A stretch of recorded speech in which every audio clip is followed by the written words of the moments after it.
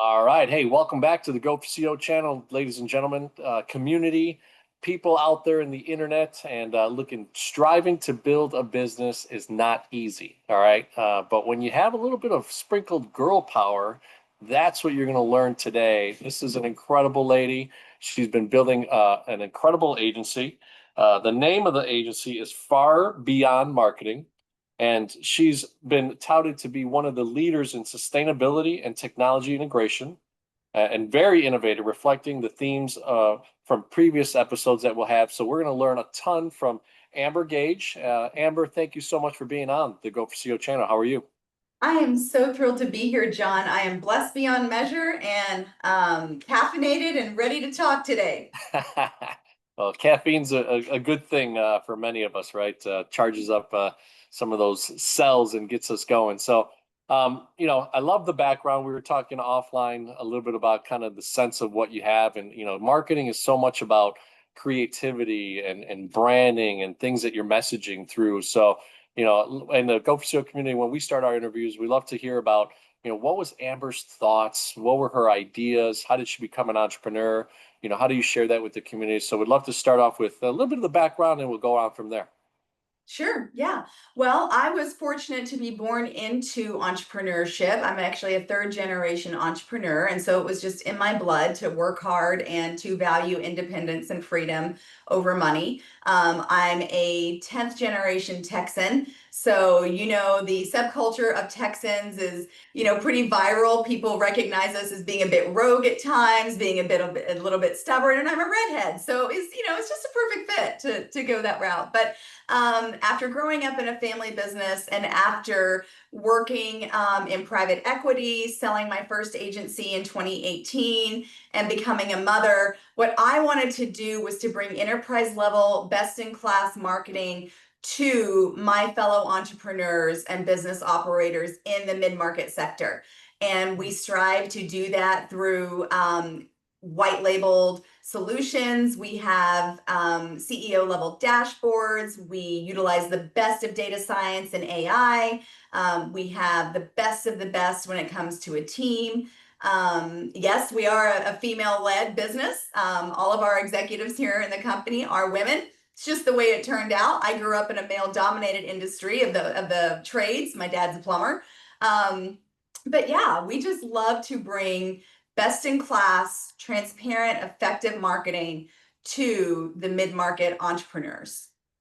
I love it. I love it. Well, and that private equity space, it's an interesting one over the years, and people have started to learn more because obviously online, a lot of gurus, a lot of people came from PE to Yeah. share, what is it that those weird guys are doing and what are family offices doing, all that type of stuff. So it's been an interesting transition over the last Yeah. 5, 10 years of real information and people that are making the exits to, get into small and medium-sized businesses. So tell us, obviously you sell one. Was that within kind of a conglomerate, or was that something that you started, sold back to the P, and then kind of decided a new brand to come out with?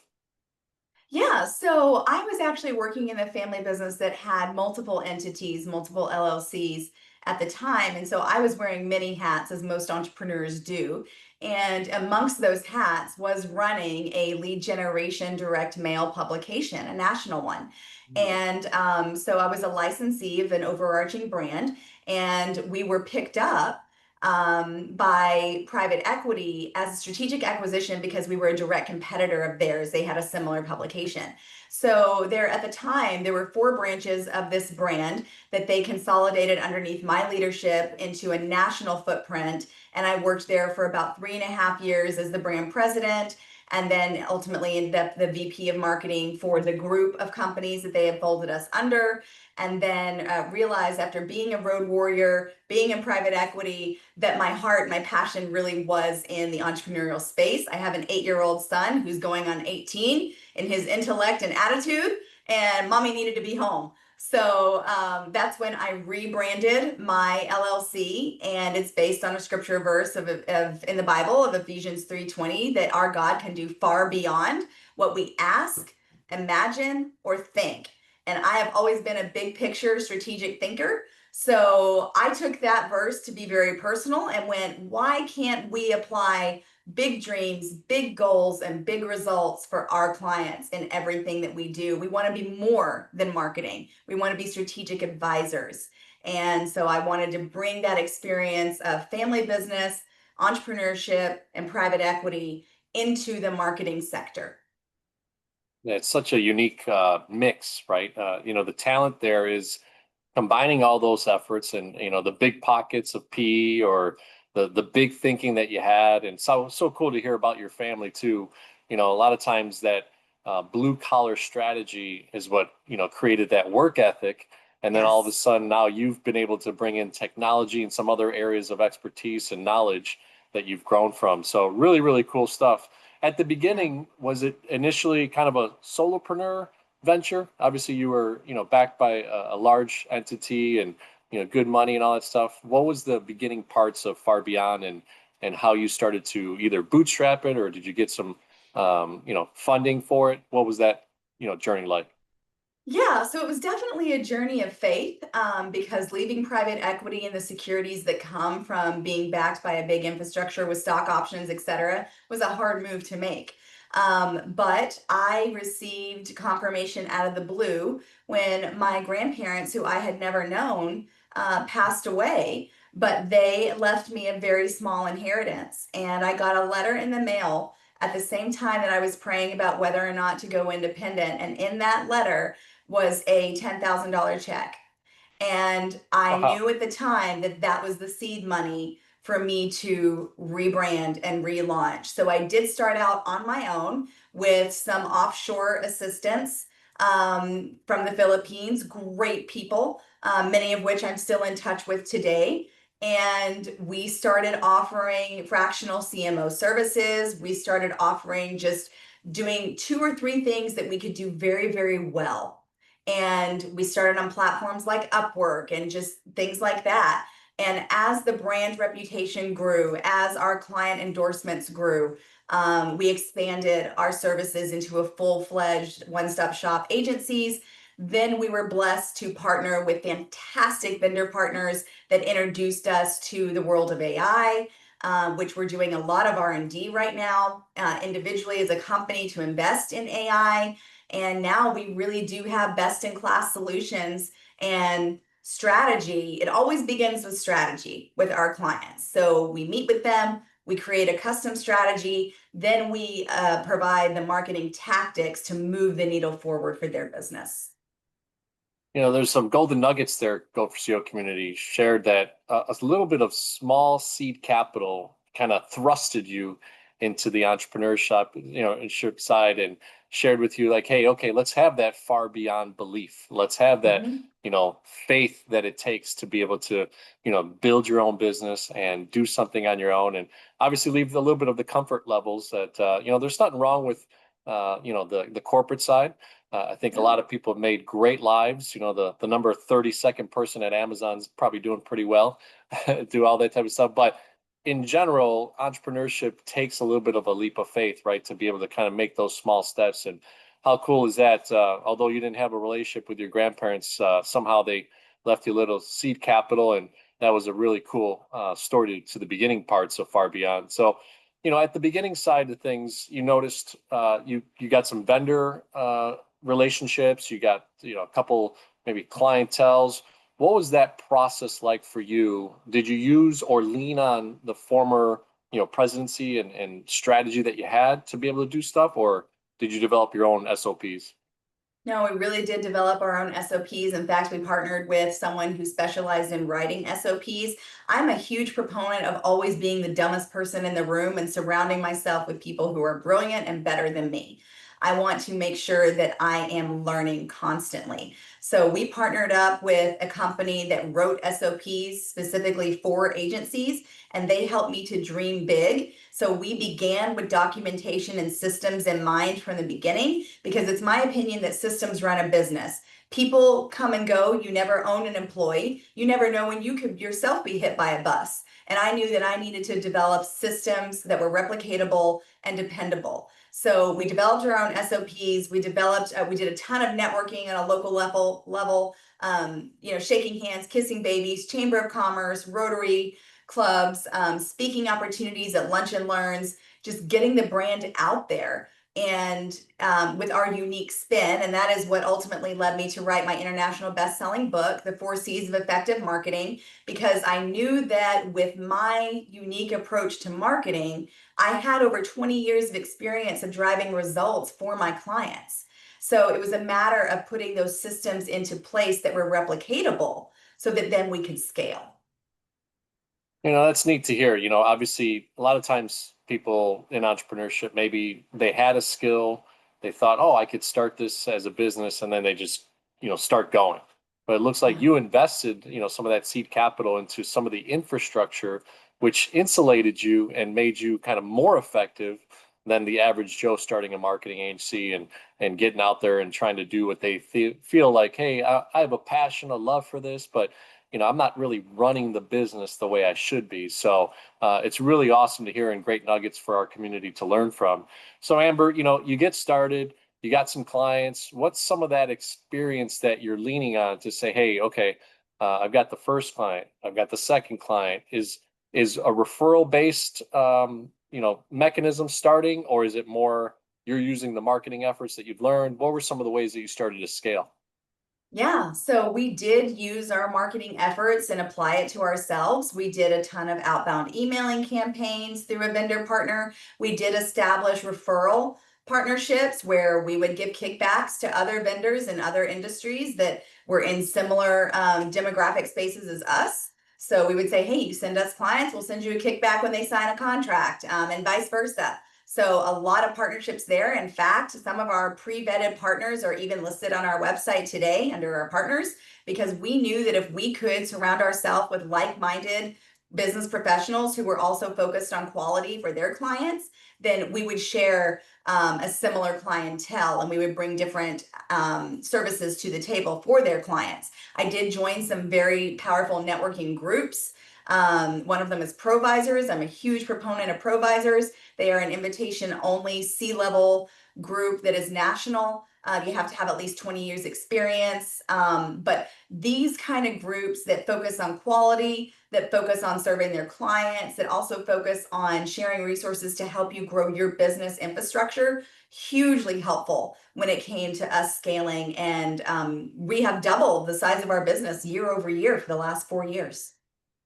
That's impressive stuff. And, obviously doing that means that you were engaged and you were, like you said, networking. Provisors, I've heard of the group. There's a few of them here out in Chicago, and certainly some friends that engage in there. And, being around like-minded people allows you to also, feel some trees through the forest, right? To see some things Absolutely. that maybe you aren't seeing, because you could collaborate with someone, say, hey, I'm having an issue. I'm doing this, or this isn't working out. What's going on? And those are the types of things that people forget. If you invest in those groups and you invest time and money, the return is pretty amazing. So awesome. It So is. I guess one of the things that we always like to hear is, in this type of business, you get a client and you service them.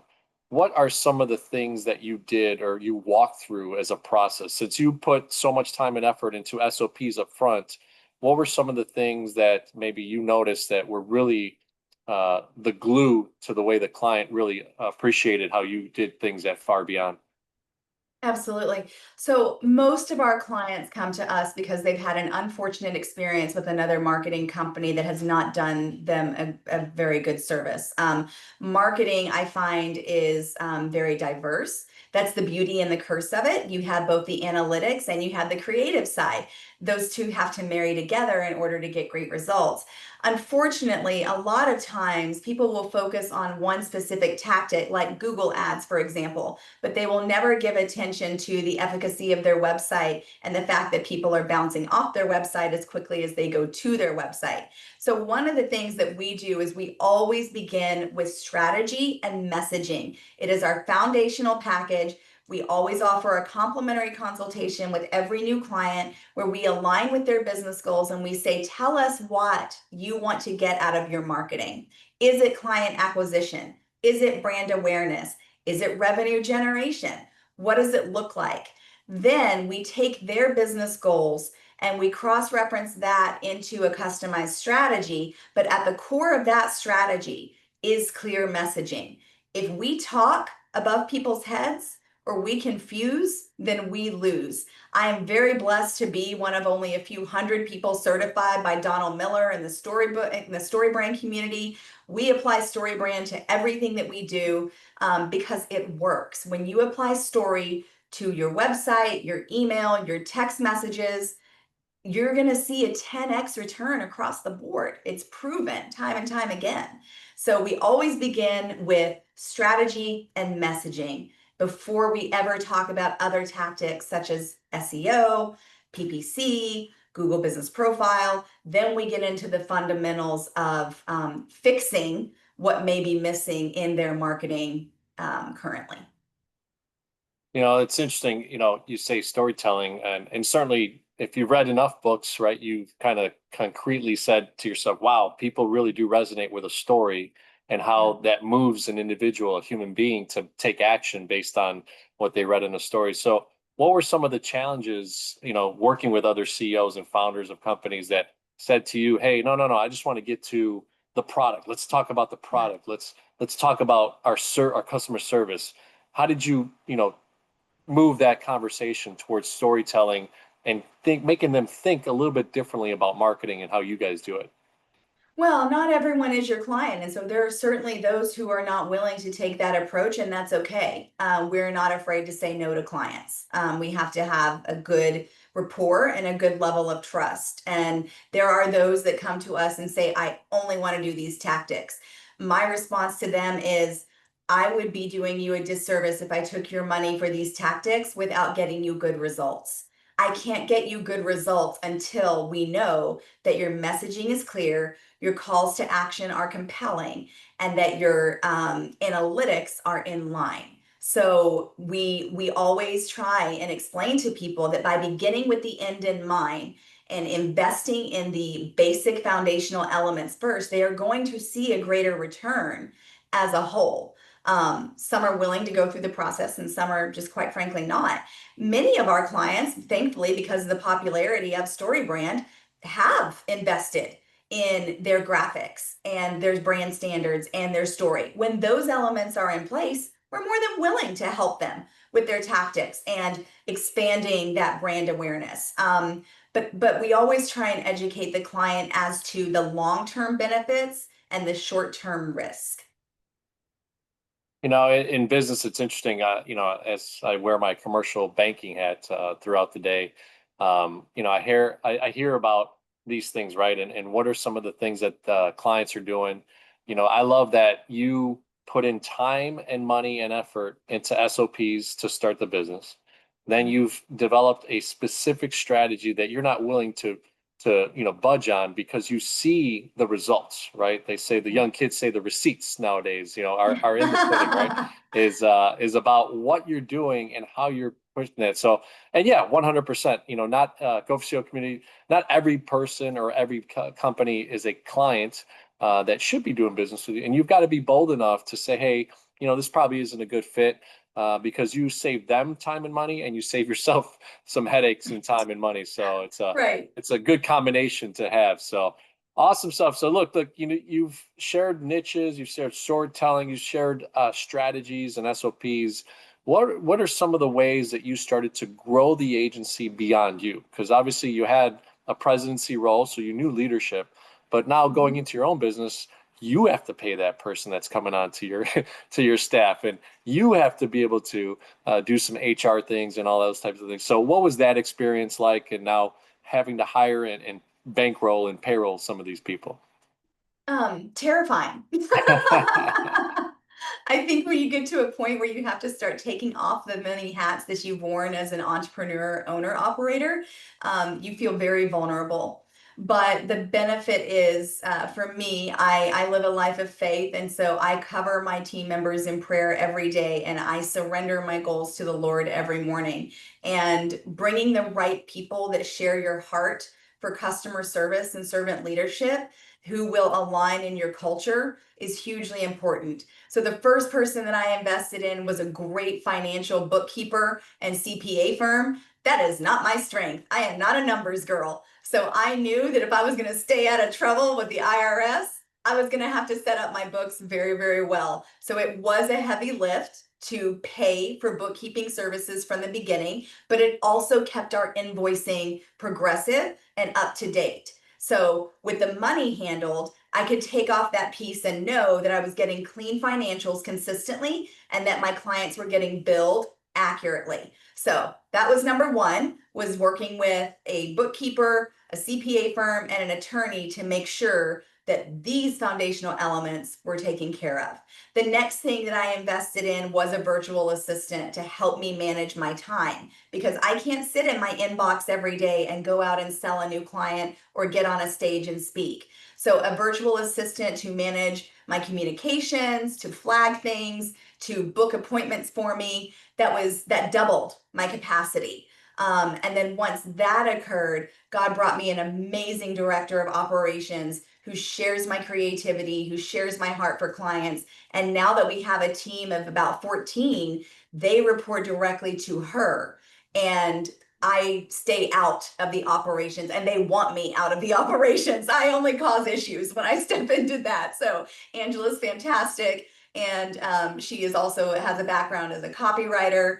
And so, we share our office together, and we daily powwow, and it's a matter of bringing your team in. I like to build teams from the top down. I'm going to bring in a leader and empower them to bring in the systems and processes that they feel that the company needs so that they have the appreciation and authority of the team, and then move on from there. So it's not a matter of bringing in people underneath me. It's a matter of bringing in like-minded leaders who can lead better. That's very, very powerful. Huge statement right there. And the last minute and a half or so, Go4CEO community, I would replay that over and over and over to understand strategy of building a team, right? Because a lot of us realize, there's an old book called Cash Flow Quadrants that talked about, an employee trades hours for dollars. It's a A great book. solopreneur basically becomes, his own job maker, right? Or Yeah. his or her own job maker, and then you become a business owner. And I think a lot of times that solopreneur to, oh man, this is going to be painful. I got to pay 70,000, 100,000, whatever benefits and everything. People don't realize. But I love that you mentioned a great CPA, bookkeeping as well in there, a great attorney. I will selfishly say a great commercial banker is something to have. Absolutely. Yep. Because capital and growth and strategy, it's really good to have three or four people around that table that you could kind of lift up the phone and start talking to. Obviously, you had your networks that you were part of with provisors and all that stuff, so that's also too. But those are three key strategies. I always say that a great CPA, a great attorney, and a great banker is kind of the foundation of most businesses, and with a CEO and founder like yourself to help you grow. So I Yeah. love it. I love it. So let's go into, some of the things that helped you when you started building your team. What were you doing to engage them? Obviously, you needed to figure out too, what were some of the market costs, right, for someone that was talented. Yeah. How did you start from that 10,000 in seed capital, growing the business, probably putting some retained earnings into the company, and then figuring out, okay, this is the right time. Now I want to spend 50 grand, 100 grand, whatever it was to start with that key person that you brought in. Yeah, for sure. So the resources that helped me to design the next steps of the business were two incredibly powerful books. One is the Mike Michalowicz Profits First. I recommend every entrepreneur and business owner read Profits First. It guarantees you that you're going to be paying yourself. It gives recommendations on how much money to set aside for operational expenses such as HR. And it also helps you to set aside how much money you need for paying your taxes. So, huge proponent of Profits First by Mike Michalowicz. The second thing that I built my company on was the Entrepreneurial Operating System by Gino Wickman. I believe in effective meetings. I believe in putting the right person in the right seat. And Gino has this down to a beautiful system and art, so that when you are in your team meetings, everyone understands what they're supposed to be doing. Now, it's difficult. when you are a startup company. You can't always implement all aspects of these books right away. And I think that frustrates a lot of CEOs initially when they're going, well, this is a square peg in a round hole. Well, don't be afraid to make it yours. One of the things that we do to maintain communication and tasks is that we have an all hands meeting every week with all of our employees where we discuss goals, clients, roadblocks, time, anything that we need to discuss as a team. But then we par that down and we also have department head meetings. And those department heads meet together and we say, okay, where are we with each department? What roadblocks are we encountering? Where are we behind? Where do we need to sharpen our swords? And so I think by maintaining consistent communication, consistent cadence of meetings with your team members, and then also following those processes and procedures and holding people accountable to the platforms and processes that you have put into place is huge. I could, go on in terms of the platforms that work well for us, but that's a very personal decision. Every business is going to choose their platforms from HubSpot to Zoho to Slack for their own reasons. And there's no right or wrong. It just has to work for your company culture, your clients, and your business. Interesting. And at the end of our interviews, we always go through that CEO process, right? Client experience, engagement, and operational excellence. So I'd love to hear, I know our community would love to hear kind of what you just mentioned, some of those great tools that you're using. So I guess one of the last parts that we'd love to hear is just, where you started to say to yourself, okay, yeah, I got a good business here. I'm starting to run this thing. I put in the right strategies. I'm starting to bring in the right people. What were some of the indications? Was it, now you had a couple extra zeros in the bank account? Was it, you had the right people and you felt like, oh, now I've got a team behind me. I've got a tribe to go out there and do what I got to do best and what God called me to do. What were some of the indications? Because I think a lot of entrepreneurs, have that self-doubt every once in a while, right? And almost on every other hour basis of just trying to figure out like, all right, am I gonna make it? Am I not gonna make it? Am I making it? So, Right. but it's such a cool journey. I always like to hear, when was that time between either the team that you had, the consultants around you, the network? When was it that you started to say, okay, I'm here, I'm starting to do things? I don't know that that I'm even there, to be honest with Okay. you. I believe that this is a journey. I feel very blessed every day to come into an office. I will tell you that one feather in the cap moment was when I could move my company out of my home and actually rent an office space. I thought, wow, I we're made legit now. it. We have 4 desks in a room and we have keys to an office building. So cool. It feels so legitimate. So I think there are those markers that should be celebrated with your team when you have achieved certain milestones that are important to you. But I really look at this as a lifelong journey, and my goals change with the metamorphosis of the business. So yes, we are a legitimate business now. It has taken about 4 years for us to get to the point where we are.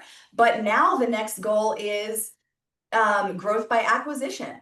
The Mm, next goal is what can we white label to offer in terms of software as a service projects. I don't know that we ever really feel like we've arrived.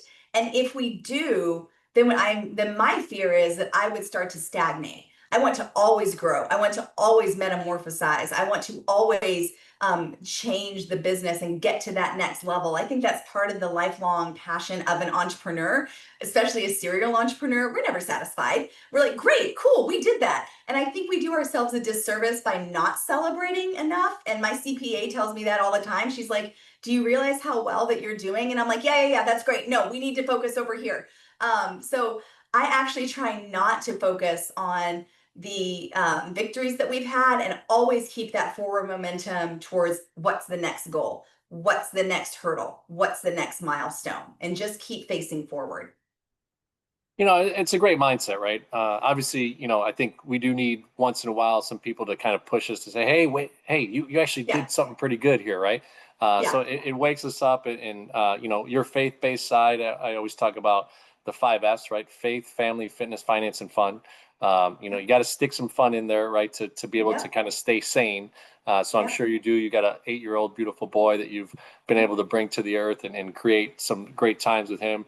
So I love it. I love it. And really your team really starts to become a family as well, right? Yes. Especially at a smaller level, I think you have that continuity and that touch with each other. Why don't you tell us a little bit about that? As you started growing the team, what were some things that you've been able to do from, let's say, do you do, not only do you meet weekly for business, but is there anything personal that you've done, or do you try to keep, the CEO, founder separation between relationships and stuff like that? Absolutely not. I want to be a family with my team. The ladies and I just attended a VIP cocktail hour for a local publication that we are partnering with, and so we went and had drinks and cocktails and hors d'oeuvres and dressed up in our pantsuits and networked the other night. So that was a blast. We try and do team lunches as much as we can. We are excited to take a team trip here towards the end of the year to maintain just some of that connection. We do talk every single day. We thankfully with our office, we have 4 desks in a single room, so we're constantly looking, around the room at each other, going, "Hey, what are you doing? Hey, how's it going?" And just maintaining that camaraderie is really important. But we also have an offshore fulfillment team too, and that presents its own challenges of staying connected with them. That's where that all hands meeting comes in, and we liaison on Zoom and on Slack. And I think consistent open communication is the key for maintaining that connection with your team. I think it's also really important that people understand that, yes, while we are a family, we do still have performance metrics that we have to meet. And there are those lines that have to be drawn. One of the things that my director of operations and I say all the time is, "Hey, this is a business conversation," or, "Hey, this is a friend conversation." And we're able to segment out those topics to say, "I'm wearing this hat right now as your friend, but I'm going to wear this hat right now as your director of operations." And that helps me in my ADHD brain to go, "Oh, okay, I need to dial in here and look at it from this perspective." So I think maintaining healthy, respectful boundaries, but also maintaining a continuity of valuing each other as organic people is really important. Yeah, it's big. Most businesses don't make it to $1 million in revenue. I know a lot of people don't realize that there's only about 7 to 8% of the businesses in America that make it to $1 million in revenue. And that sounds like, Isn't wow, that that's crazy? really interesting. That's crazy, right? Yeah, And you would think so many businesses do it, but they don't. yeah. And there's, 24, 25 million, maybe more now, throughout the last few years after the pandemic and stuff. So, I guess one of the things that we always try to consider as well is, the funding. Selfishly, I'm a commercial banker by trade, and always talking about capital and needs. You started with $10,000, which was, a godsend and a sign for what you did with Yeah. Far Beyond. But what were some of the things? Did you also maybe entertain SBA lending? Did you, start to maybe bring in investors? Are you still the only equity shareholder? What was some of those scenarios? Yep, absolutely. So one of the first things I did was go back and capitalize on my over 20-year relationship with the president of my bank and got a revolving line of credit. Because again, I had started my first agency in 2013, I had sold it in 2018, so I had an existing commercial partnership with this bank. And so when I relaunched, I immediately went to them and said, "Hey, I'm relaunching. I'm going to need a revolving line of credit." So that's one of the first things that I did was to work with my commercial lender and establish that. I am in the process of getting an SBA loan right now through a fantastic firm that shopped around to get me the very best terms available. They've had the most tremendous customer service available. Can't say enough about my guy, Irving Cruz. He's just been chef's kiss, the best at holding my hand and getting me those. I am not opposed to giving up equity in the future. I am currently the only equity holder, but as we obtain investors, as we work with family offices, as we continue to expand and grow through my desire of acquiring other businesses in certain niches, then yes, I would definitely entertain the opportunity to share equity. I believe that there's a difference between sharing equity and sharing control. Those are two very different things that I was taught by a mentor of mine years ago. So yeah, those are some of the avenues that we're pursuing. Yeah, look, a lot of people don't realize that Bezos and Zuckerberg and all these guys that have multi-billion-dollar companies, they only own a fraction of it from an That's equity right. standpoint. But Zuck, I believe, is the kind of the mastermind. It's been interesting to see. He still has full control, right? I Yeah. think around 17% or so like that. But it's interesting how you could set up your shares for voting and the rights and all those types of things. It's such an intriguing conversation when you need capital, when you have to grow and when you're looking at opportunities to maybe go public one day and all those types of things. It's such a cool time that you're in the acquisition mode. A lot of people on Instagram and on X are promoting, this current kind of theme of buying small businesses, right? Mhm. Being in that entrepreneur space and buying. So I'd love to hear a little bit more about the team that you've put together. And I know that off camera you shared a little bit of your acquisition mindset. What does that look like right now? Since you have these systems and you've built such a strong business, what are you looking at? Are you looking for bolt-ons? Are you looking for strategics? Are you looking for what is it that you're looking for, to build far beyond? Yeah, I'm looking for people who are experts at services that we are not in order to expand our offerings, who are going to bring a book of business to us and also a level of experience to our leadership team that we don't have. So for example, Far Beyond Marketing is exceptionally great at strategy, messaging, digital media, and SEO. We got that in the bag. You know what we're not great at? PR. We don't have experience in PR, but we have clients that need huge amounts of experience in PR. So thankfully, through networking, we've identified a sister company who is an amazing PR agency. We use them and hired them for our own PR needs. One of them is someone that you're familiar with. And if there is ever an opportunity to bring on a company like that underneath our umbrella as a partner, then why not? Why not explore the win-win opportunity of us being able to share clients with one another who need PR? I'm always going to refer to them, but then there comes a certain point in time when it does make sense to discuss a merger. Another opportunity would be to fold in a company that does what we do, but brings a book of business with them. So I think bolt-ons are a great way to expand your business. I am not opposed to a liquidity event. I think that would be a great 5-year goal. But it all depends on the synchronous relationship between those other business owner operators and them being like-minded. And marketing is such a hyper-segmented industry that I think it's hard to find people that want to run the business the same way. And as you know, when you are buying businesses, it's hugely important to align the back end operations. So it's one of the first challenges that you have to look at when you're talking about growth by acquisition is whether or not you're going to be able to align your services. Yeah, I mean that's big time. A lot of my buddies that are in the broker space and M&A side, they always talk about the emotional sense of a seller and how a buyer has to really understand, okay, is this the right fit? Are you spending enough time? Did you do enough due diligence? Are there little potholes that are going to happen anyway when you do acquire a business?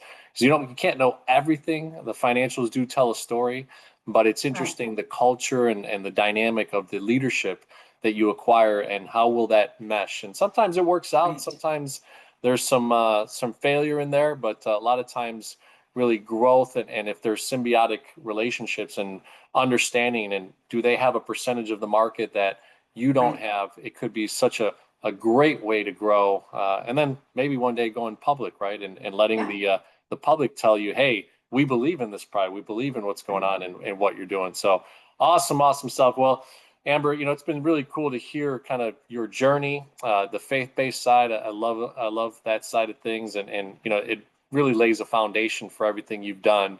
Mhm. With CEO and Go4CEO, we do C is for client experience, E is for engagement, and O is for operational excellence. So from a high level, value proposition, what does a client experience with Far Beyond in those first probably 30, 60 days? White glove. consistent communication. Our phone lines are even text enabled.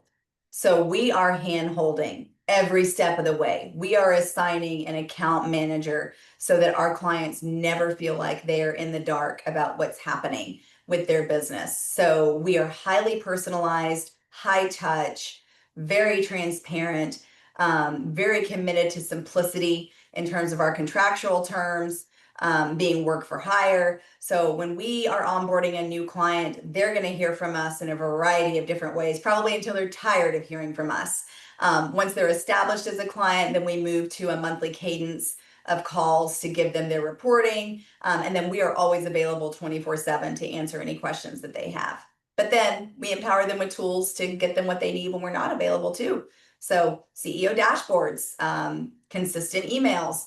We try to put the systems in place so that our clients are always being communicated with. I think client communication is one of the most overlooked and underperforming areas of business as a whole. Well, let's go a little bit deeper. I mean, our CEO ending, can be thwarted sometimes. I love what you just said. What do you think is missing in that scenario? I think a lot of the time what's missing is just a focus on systems to empower your people to do it well. We call Chat GPT Big T. He's a great intern, but it's junk in, junk out, right? Yeah. So if we are empowering our team with platforms such as a text message phone call, so that our clients can send us a text message instead of picking up the phone and calling, and every member of our team, our client support team, gets that same text message, we're going to respond that much faster. So I think it's hugely important to invest again in systems and in processes that are going to allow your team to serve your clients without roadblocks. I love it. I love it. So engagement is an interesting one. I always talk vendors, you need to have a human relationship with, Yeah. clients and employees, right?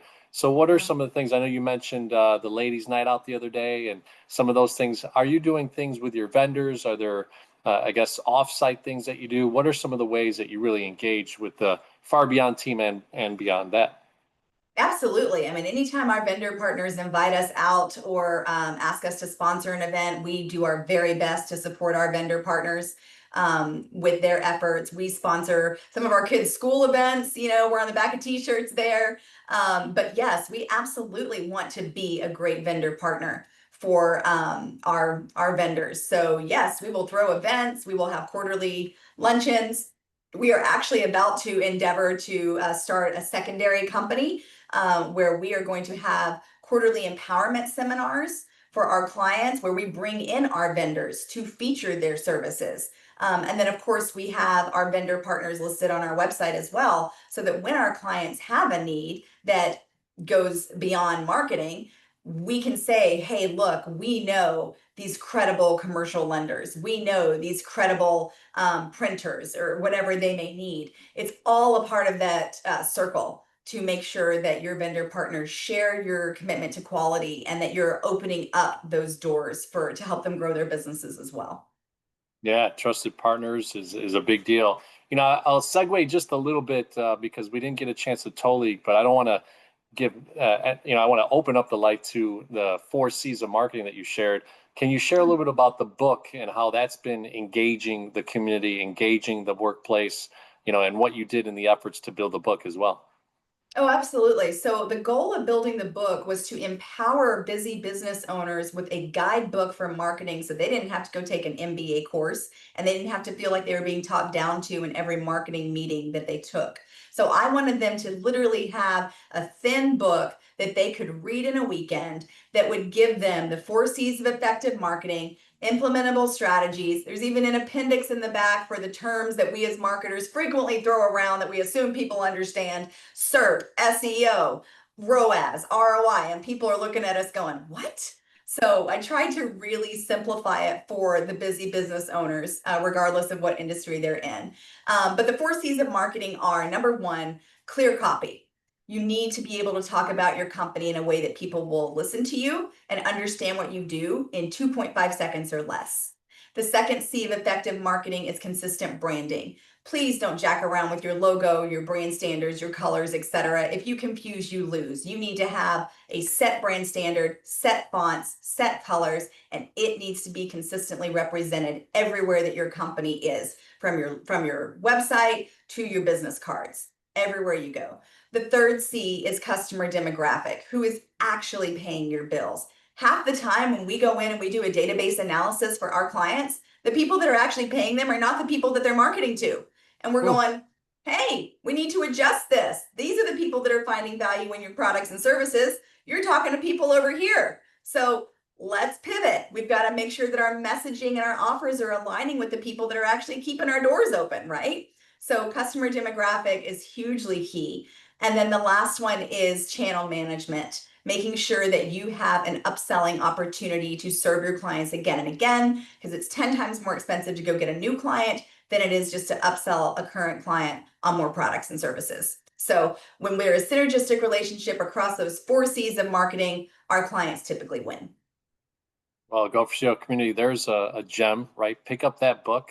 Tell the name again, Amber, and where to get it. It's called the Far Beyond Marketing Guidebook. It's available on Amazon and on our website, digital and paperback form. I love it. I love it. So that leads us into operations, right? And you mentioned HubSpot and some other cool things that are out there in the marketplace. And it is very personal. I mean, you test out these things, yeah, ERP systems, EOS, all this type of stuff. And you try to say, okay, well, what's going to work with the way that my company, flows their day-to-day operations. So tell us a little bit about, what you've invested in, how you've been able to use those tools that are out in the marketplace, and then obviously some of this AI strategy and investments that you're doing. Yeah, I think it's important to find tools that will flex and grow alongside your company, which is very challenging to do. A lot of tools, require you to invest all in one time, and you're not ready for all of that. You need to be able to have a building block when it comes to your tools. Some of the platforms that I've researched and been impressed with are Zoho. I love Go High Level. I love HubSpot. I love MailChimp is great if you're going to do your emailing in-house, but you need to be careful with that. So there's nuances to everything.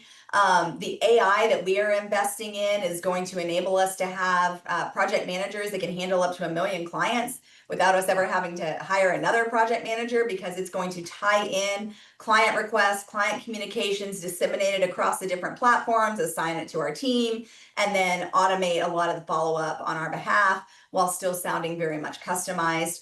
I'm even investing in an AI version of myself. So there's going to be an animated Amber that's going to teach a course online about the 4 C's of marketing. So those are some of the platforms that I think are hugely important. In terms of categorization of the platforms, I think you need a great financial platform, a great communication platform for your team, internal and external. And then I believe you need a great platform for project management, making sure that as you're running through your projects, that you are tracking every single aspect. I love it. Well, Go4CEO community, Amber just shared a little bit of a nugget there, right? One of the things that AI is doing, it's actually being able to replicate you, right? Personally, and start to think like you and give it some of the content, right? And the things that you've been able to do throughout your experience. Maybe there's videos, maybe there's copy, there's so many things that you could put into this as a data that brings out some of that personality in Amber Gaige into an AI agent, as they call it. And I'm investigating too. So it's kind of a cool journey that many of us are on, and trying to figure out how do we have this tool, and don't let it disrupt, like, oh my gosh, life is ending. It's more about, how can we ask this thing to be able to be such a great component of our day-to-day life, right? So Yeah. really, really good stuff. So Amber, tell everybody, website, best way to communicate, who might be, either on LinkedIn or some places where they can reach out to you or some of your team.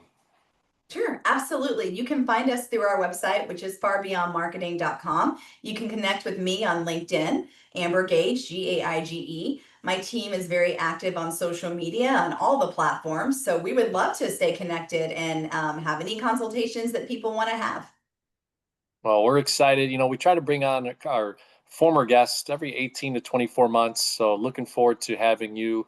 I'm having a gentleman after this interview, Lunar Branding out of California, which I knew when he was a young pup just starting out in business, just made a presentation at a college of DuPage out here in the Chicagoland area. Yes. So it's exciting to have people on. And we've gotten to a point where the podcast is bringing people back and hearing some of these things. So I'm going to be excited to engage with you and have you back to share some of these acquisition, processes and things that you've been able to do, and the learning that you've had of bolting on, companies, and how you've been able to grow far beyond, which is, God sent that you got from a messaging and a priority standpoint of what you've been able to do in your life. So thank you so much, Amber.